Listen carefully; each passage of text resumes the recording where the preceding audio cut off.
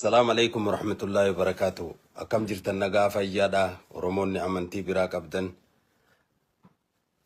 على مني كيس النجاة المان رمو أباك دياك كاباك كبا نما ساني النجاة على مني غدا موجين نجاة ملكة الرامون نجاة أركفون سنين جشارة واسدير راين دبتو برباد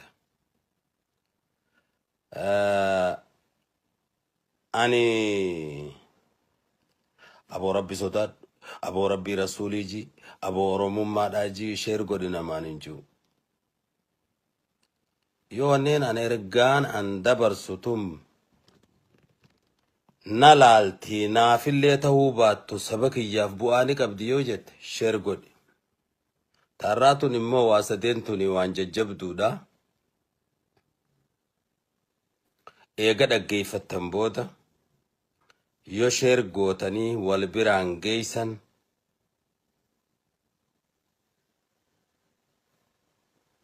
خراهن دانو ميديا خنا روغا ميديا اتفاي دويتن هندرت يو أسر رافوتني تيك تاك الرتس تليجراما في إموف هندرت مسنجر الرتيلي يو ولي هرتن نغم مچيس يو مود أمسك يكون وان لغواتي يو روموف بواق أباتي يو نين دبدو كن وان دانتاتي جارت هنداين تهيني دانتا سباتات شيرغودا واسديني نسينيتو توكو لأنيا كان مجان علمي براتو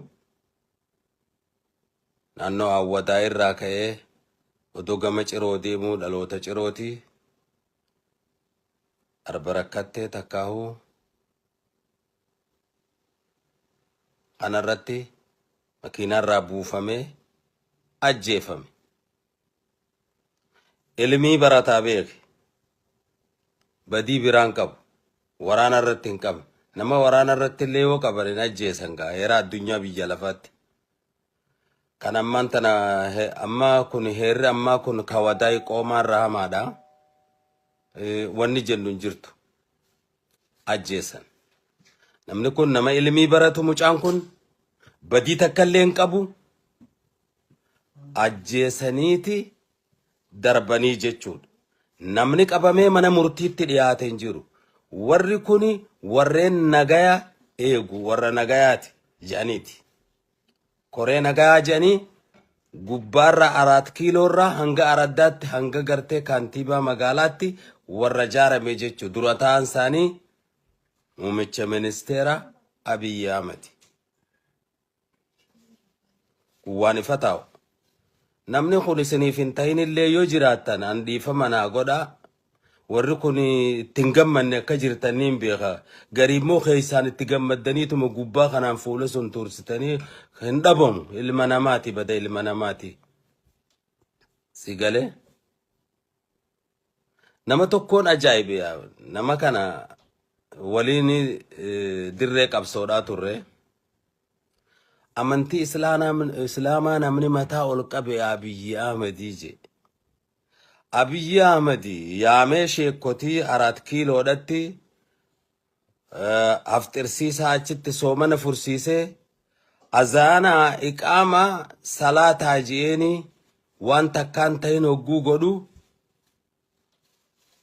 بوبان إسامو تبيرا نانو أمارات مسجد القرآن كلام ربي كيست أركم صدومي تربة قومة نمنتكم أنا مرتيب تديهاته خجافة بنجر إن أجايبنا مثلا أكملت يا هديجي نجار رجاني نانو شجري مسجد ديجا تورن هجامة والنجار بنجر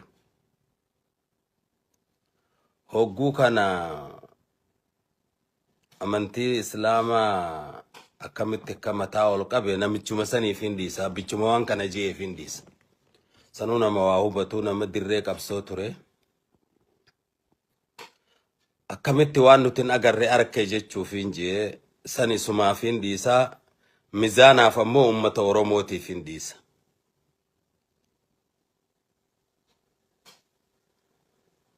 لما فان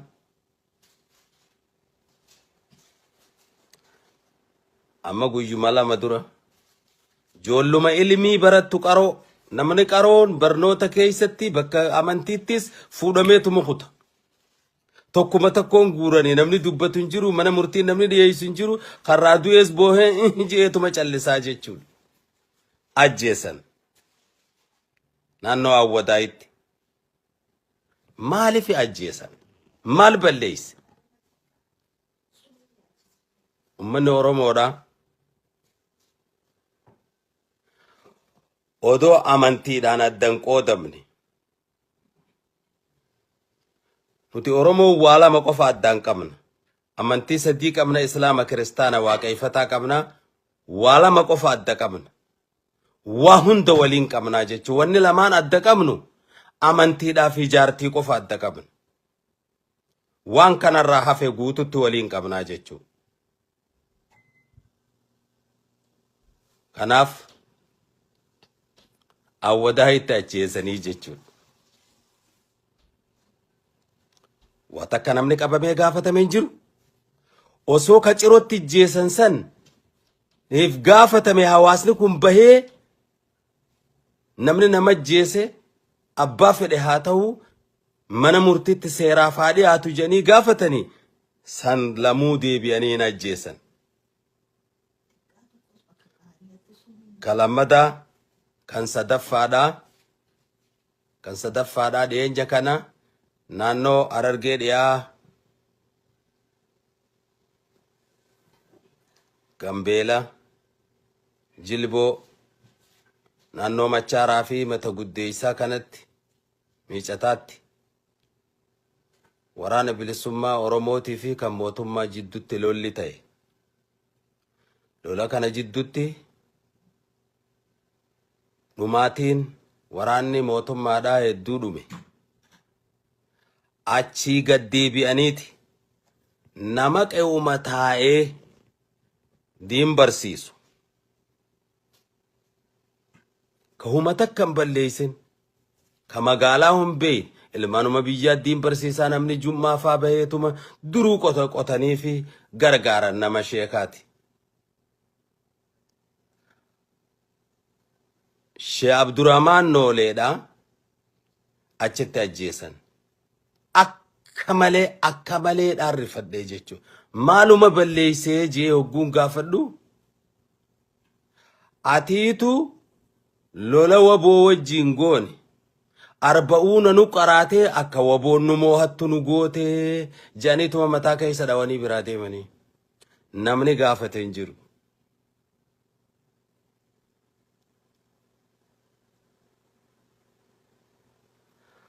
afraffaan lafuma teenya lafee teenya dirree dhawaa keessatti intala Oromoodhaa ta ilmoo garaa qabdu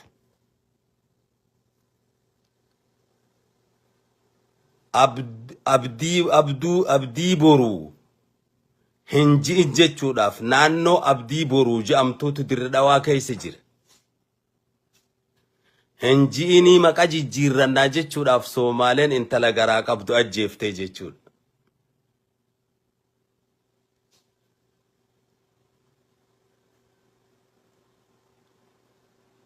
akkamitti akka namni galee rafee taa'u nama ajaa'iba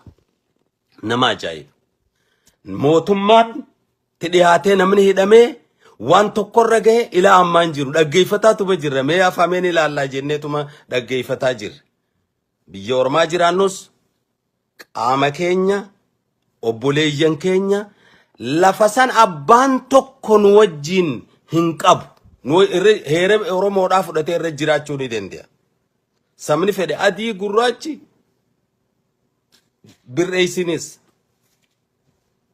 heera Oromoodhaa fudhatee biyya sanitti jiraatee jiraachuu ni danda'a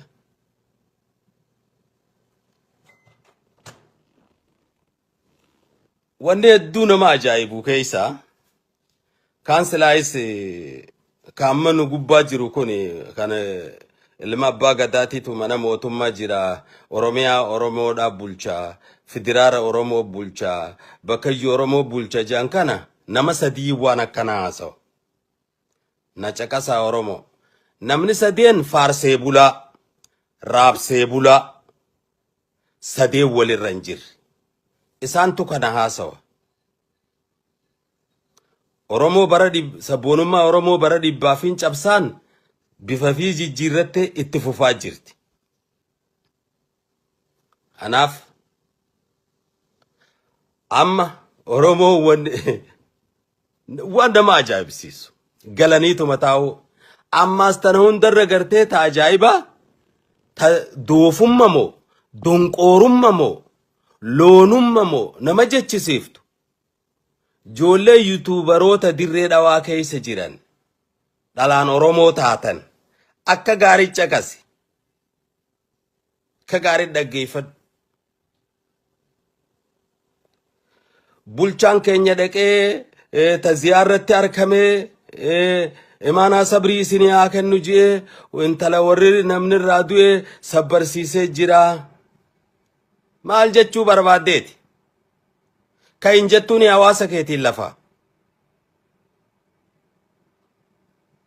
Dachii teeta namni umrii dheereeffatuudhaaf wayyaaneen sirraa fudhatte umrii dheereeffachuudhaaf namaa hirte teesseen laaltaa dirre dhawaa bara shan kabiraa bulcha bara shan Oromoo bulcha bara shan kabiraa bulcha. Maaliif nuti qe'ee namaa dhayinee akkasi bulchaa ni jirra? Hin dalagu kun amma booda. Hin dalagu kun amma booda. Arrarraa qabee hin dalagu. Kanaaf Oromoon qophaa'aa. Nuutu if kabajaa if dhoowwe. Nuutu mee arrarra boruu wayyooyti jennetu wanni wayyaa waan jettu Oromoo duguuguudhaaf dachii Oromoo bal'oo dhiphisuuf heddummina Oromoo gabaabsuuf waan kalee lafa kaayame. Mallas Zeenaa jeesan saanii gara gaggalchaa jiraa jechuu Abiyyiin. Shimallisilaa waan inni godhi jee godhaa namni jeesanii dhiisanii gaafatuu hin danda'u. Maaliif jeetis gaafachuu hin danda'an? Maaliif jennaan nama namni tolchee dhaabe akkuma kalee gartee isaan namaa ergamaa turanii warra kalee namaa ergamaa ture arraqa yeroo mootummaa goote gaariidha. Hammeenya qabu kun yoo biyya san ilmaan Oromootii fi dachii Oromoo irratti Oromoon salphatuu baate qe'ee namaan dhayi. Waajirri warra Ogaadeen godeedha. Godee dhayinee nuti amashan Oromoon bulchitee amashan Soomaaleen bulchiti qe'ee namaan dhayine nuti qe'ee teenyatti sababni kun ta'uuf maali? Qe'ee ilmaan afran qallootti. Isin ijoollee yuutubaroota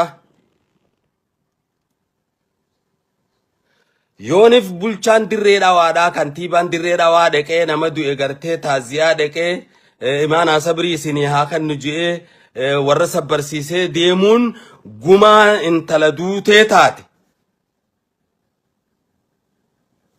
Booda deebi'aatti yaama silaa wahiin ja'a humaa isiniin hin jiru. Maaliif jennaan atiisan to'anaa yoon siin jeellee kuma nama ifiin jee taa abbaan ifan rabsee fi abbaan if dha'e ifin dandamu keessa deebi'aa sammuu teessan gilgaala alaala. Yommoo dantaadhaan hidhamtanii raabsee bulaa fi faarsee bulaa fi sadeen walirra hin jirre taaneeti dirree dhawaa Oromoo wajji namni biraa haa bulchu nuti nama ammatu gaafa iidaa waan isin dalayda hujii isin dalaydan hundan ilaallaa bar ilaalla.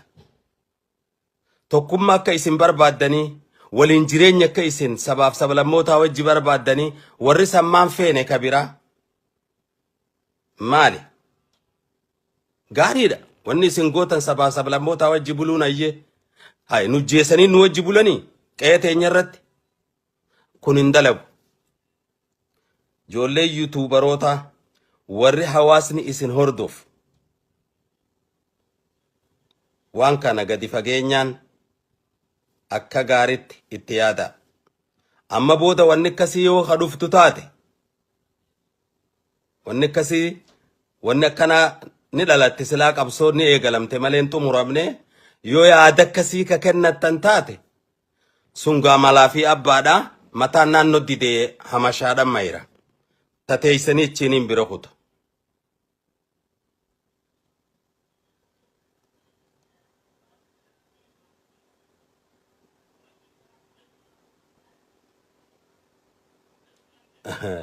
Bulchaan dirree dhawaadha. Nama intala jeese san maal goote ati? Itti gaafatama seenaa jalaan baatu aga bakka san bulchiinsa kee jala wanni san ta'etti. Maaliif duute? Eenyutu ajjeese? Sababni itti duute? Mana murtii dhiyeessuun, poolisaan qorachiisuun silaalti.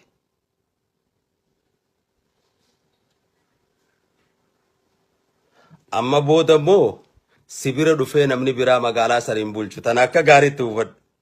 Akka gaarii hubadhu. Ni bulchitaa? Uummata Oromoo sirriidhatti bulchi. Jala deem. Roorroo isaanirra geessu. Isaan qofaami ilmuma namaatiifuu qixxee dhaabbadhu.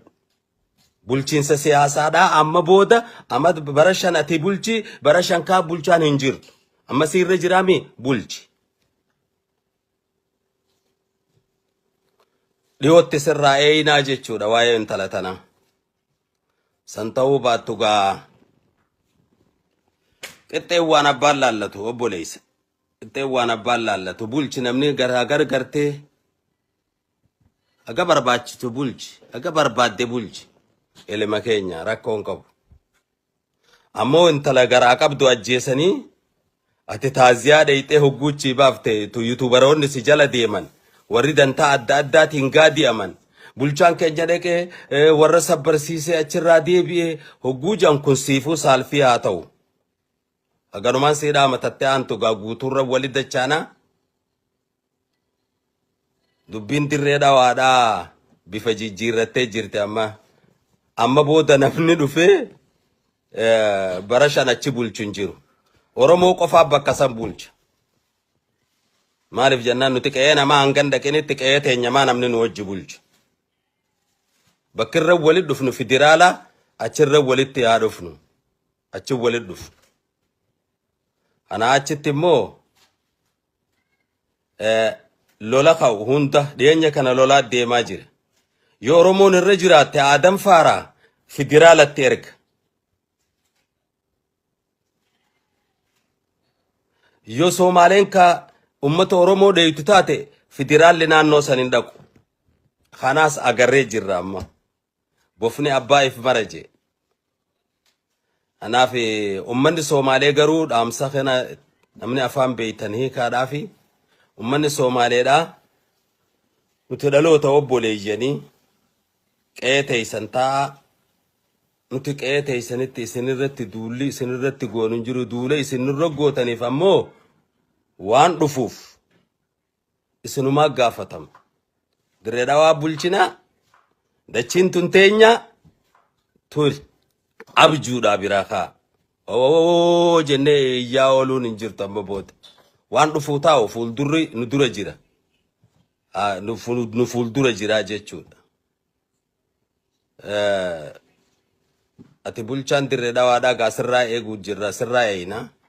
Naman tala sana ajjeese maaliif akka ajjeefamte? Sirraa eeyinaa jechuudha. Tarkaanfii isaati fudhatte. Akkas gaa Oromoo. Warri keessa jirru sirni keessa jirru sirna wadaa'ii qoomaati.